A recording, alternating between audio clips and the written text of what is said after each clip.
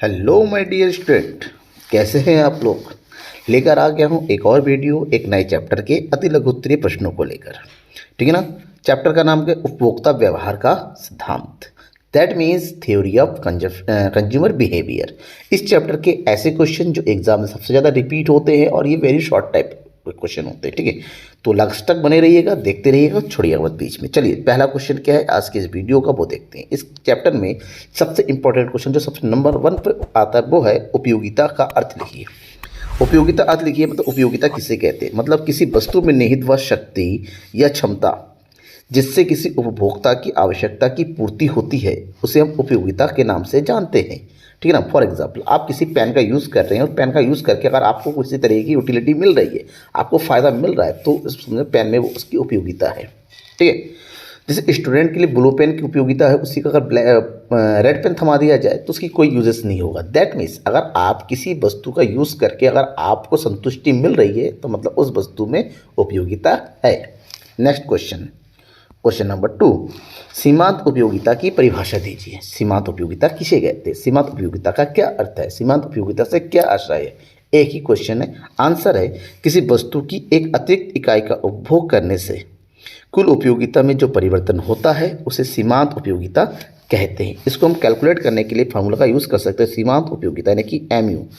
तो MU equal to होता है TUN माइनस TUN-1।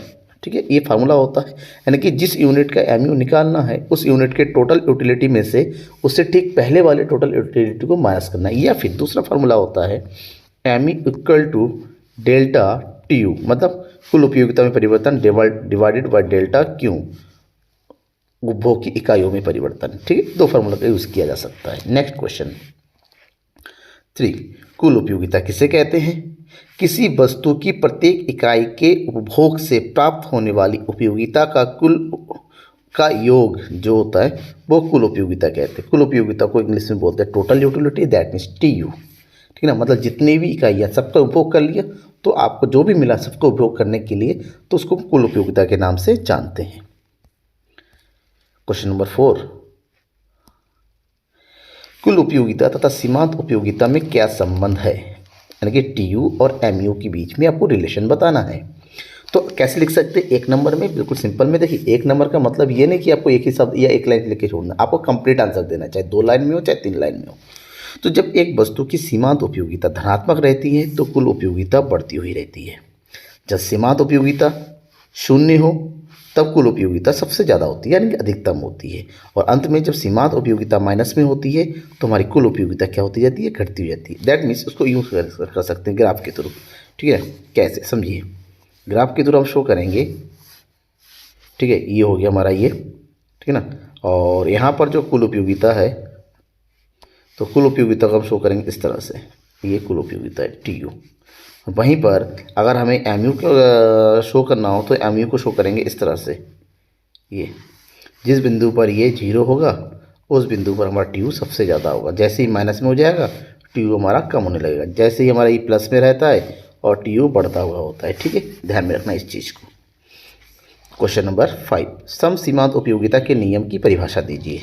सम सीमांत उपयोगिता का नियम क्या होता है। सम सीमांत उपयोगिता नियम एक्चुअली में गोसेन का द्वितीय के नियम से ना क्वेश्चन आ भी सकता है MCQs में कि गोसेन के द्वितीय नियम कौन से हैं। तो सम सीमांत उपयोगिता नियम जो है गोसेन का द्वितीय नियम। इस नियम के अंतर्गत क्या होता है, सम सीमांत उपयोगिता के नियम के अनुसार जब जब वस्तुओं की सीमांत उपयोगिताओं और उनकी कीमतों का अनुपात बराबर होता है तब एक उपभोक्ता को अधिकतम संतुष्टि मिलती है। या फिर इस क्वेश्चन को एक दूसरे तरीके से भी आंसर दे सकते हैं। कैसे कि एक उपभोक्ता अपनी आय को विभिन्न वस्तुओं पर इस प्रकार से व्यय करता है कि सभी वस्तुओं से मिलने वाली सीमांत उपयोगिता क्या सी होती जाती है, एक समान होती है, बराबर होती है। ठीक है, दोनों ही सही है। क्वेश्चन नंबर 16, उपभोक्ता संतुलन किसे कहते हैं। उपभोक्ता संतुलन का मतलब कंज्यूमर इक्विलिब्रियम। एक उपभोक्ता कब संतुलित होता है, मतलब एक उपभोक्ता की वो स्थिति जब उसको सबसे अधिक संतुष्टि की प्राप्त होती है। जैसे आपने 120 रुपये की मूवी टिकट लेके मूवी देखने जा रहे हैं और देख के आके गए, जैसे KGF देखने गए थे आप लोग, KGF 2। तो देख के आपको क्या लगा, अरे भाई मज़ा आ गया, यश ने क्या कमाल की एक्टिंग की, क्या ज़बरदस्त मूवी। इसका मतलब उपभोक्ता संतुलन, मतलब आप जो है संतुलित है, क्योंकि आपने जितने पैसे खर्च किए उसके कंपेरिजन में आपको जितनी भी जो मनोरंजन मिला, जितना एंटरटेनमेंट मिला वो अधिक था। तो एक ऐसी स्थिति जब उपभोक्ता अपनी निश्चित आय को विभिन्न वस्तुओं और सेवाओं पर व्यय करके अधिकतम संतुष्टि की प्राप्ति करता है, तो उसे हम उपभोक्ता संतुलन की स्थिति के नाम से जानते हैं। बिल्कुल बेटा, लाइक शेयर और कमेंट करना मत भूलिएगा। इसी तरह से लगातार आपकी एग्जामिनेशन की तैयारी में कराता रहूँगा। अब रिविजन से शुरू होने वाला है, बस 2-3 चैप्टर कंप्लीट होने के बाद। क्वेश्चन नंबर 7, पूर्ण तृप्ति बिंदु क्या है? पूर्ण तृप्ति बिंदु क्या है? जब सीमांत उपयोगिता शून्य होती है तो कुल उपयोगिता अधिकतम होती है। इस अवस्था को पूर्ण तृप्ति की अवस्था तथा इस बिंदु को पूर्ण तृप्ति का बिंदु कहा जाता है। मतलब सीमांत उपयोगिता 0 होती है, दैट मीन्स एक ऐसा पोजीशन जब सीमांत उपयोगिता यानी कि MU 0 हो, ठीक है, MU 0 हो और वहीं पर TU क्या हो, अधिकतम हो, सबसे अधिक हो, ठीक है ना। तो इस स्थिति को पूर्ण तृप्ति का बिंदु कहा जाता है। क्वेश्चन नंबर 8, घटती सीमांत उपयोगिता के नियम से आप क्या समझते हैं? ये क्या है? घटती सीमांत उपयोगिता का नियम जो है गॉसियन का प्रथम नियम कहलाता है, लेकिन इस नियम को जो विस्तृत तरीके से व्याख्या दिया ना, वो प्रोफेसर मार्शल ने दिया। तो प्रोफेसर मार्शल ने कहा है कि अन्य बातें समान रहने पर किसी वस्तु की एक समान इकाइयों का लगातार उपभोग करते रहने से उससे प्राप्त होने वाली सीमांत उपयोगिता घटती चली जाती है। मतलब साफ है क्या? एग्जाम्पल कैसे समझिए, एग्जाम्पल समझिए, आपने जो है, आपको खाने में क्या पसंद है? आपको खाने में शाही पनीर पसंद है। अब शाही पनीर बहुत खाते हैं, आपने अपनी मम्मी को कहा मम्मी आज शाही की पनीर बनाना, मम्मी ने शाही पनीर बनाया, आपने खाया, बहुत मज़ा आया। अगले दिन रात को फिर से मम्मी ने शाही पनीर बनाया, अगर फिर शाही पनीर बनाया, फिर लगातार 5 दिन तक मम्मी ने शाही पनीर बनाता रहेगा, लेकिन जो मज़ेदार चीज़ है ना उसको खाने का मन नहीं करेगा। क्यों? एक ही चीज़ लगातार आप यूज़ करते चले जाना, कि मनुष्य की ये अवधारणा वो है, एक मेंटेलिटी है, भले कितने भी अच्छे क्यों ना हो, अगर उसका लगातार यूज़ आप करते चले जाएंगे उससे मिलने वाली संतुष्टि धीरे धीरे कम होती रहती है। इसी को जो है घटती सीमांत उपयोगिता का नियम के नाम से जाना जाता है। ठीक है, समझ में आ गया? आगे बढ़ते हैं। बिल्कुल याद रखिएगा इस नाम को, द इकोनॉमिक्स गुरु, आपके इकोनॉमिक्स प्रिपरेशन का perfect channel. Question number 9, budget रेखा क्या है? बजट रेखा उस रेखा को कहते हैं जो दो वस्तुओं के उन विभिन्न संयोगों को प्रकट करती है जिन्हें उपभोक्ता अपनी दी हुई आय और वस्तुओं की दी हुई कीमत पर खरीद सकता है।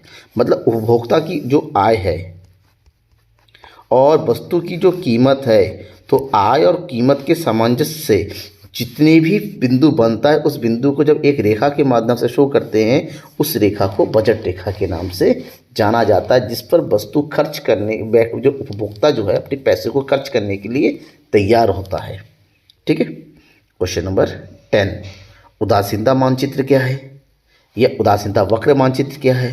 ठीक है ना। तो क्या चीज़ है उदासीनता वक्र मानचित्र? वह वक्र है जिसका प्रत्येक बिंदु दी हुई वस्तुओं के ऐसे संयोग को बताता है जिससे किसी उपभोक्ता को समान संतुष्टि की प्राप्ति होती है। और उदासीनता वक्र मानचित्र हमेशा ध्यान में रखिएगा कि कुछ इस तरह से तैयार होता है ये, ठीक है ना, हमेशा आगे की ओर बढ़ता हुआ शो होता है। राइट।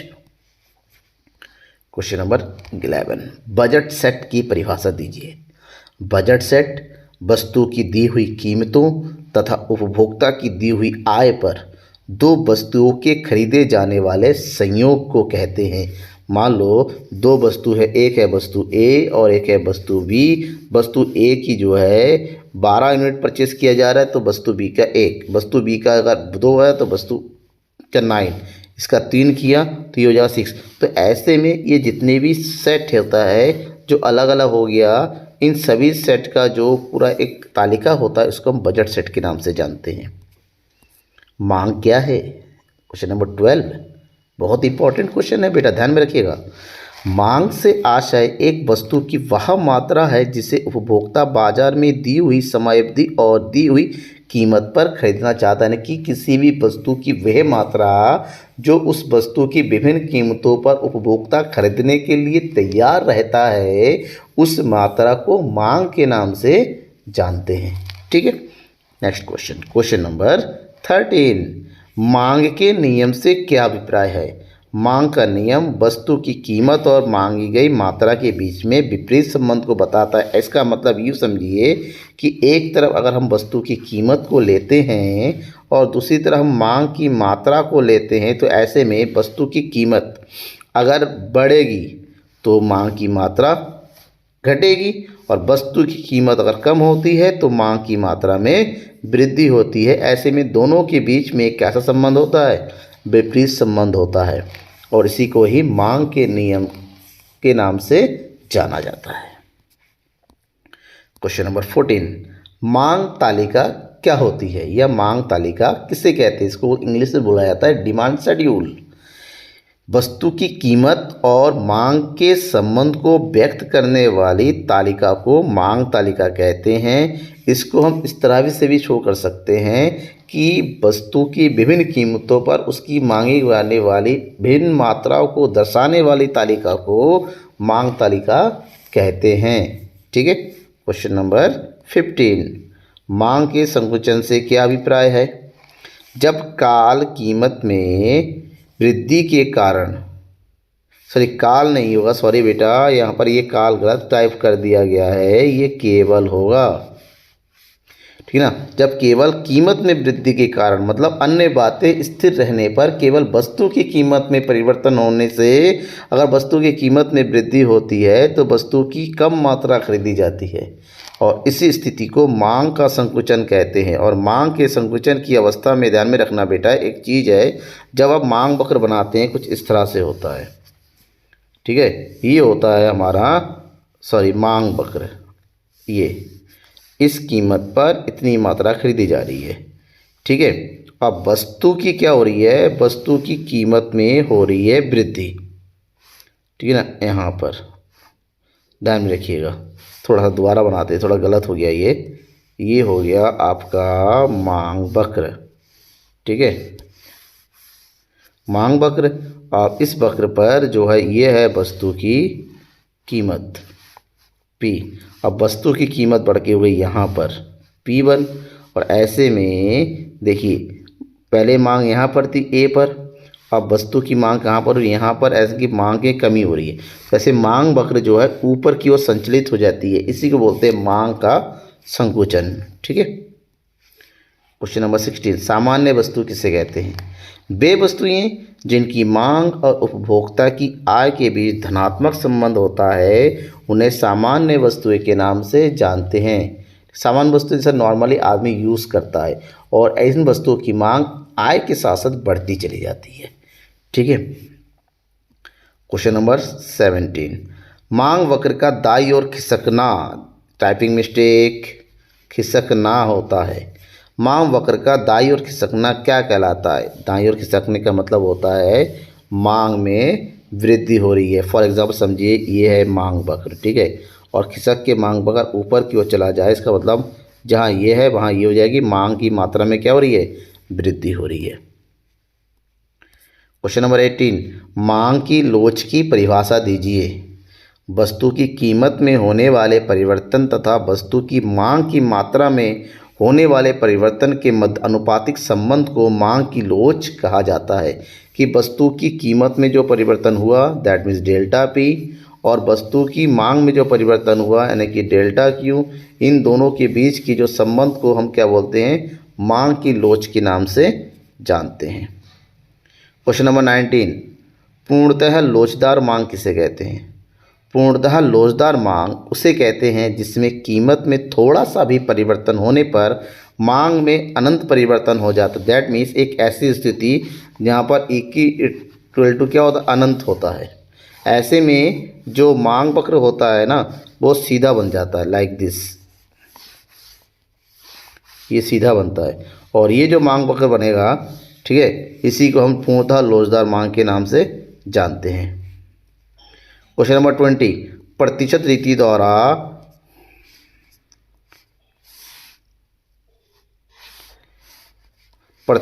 द्वारा मांग की लोच, ये मांग है, प्रतिशत रीति द्वारा मांग की लोच ज्ञात करने का सूत्र लिखिए।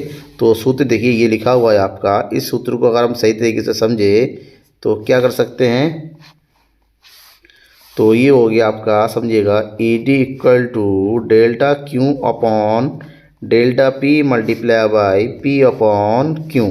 यहाँ पर जो है डेल्टा क्यू है, इसका मतलब होता है मांग में परिवर्तन।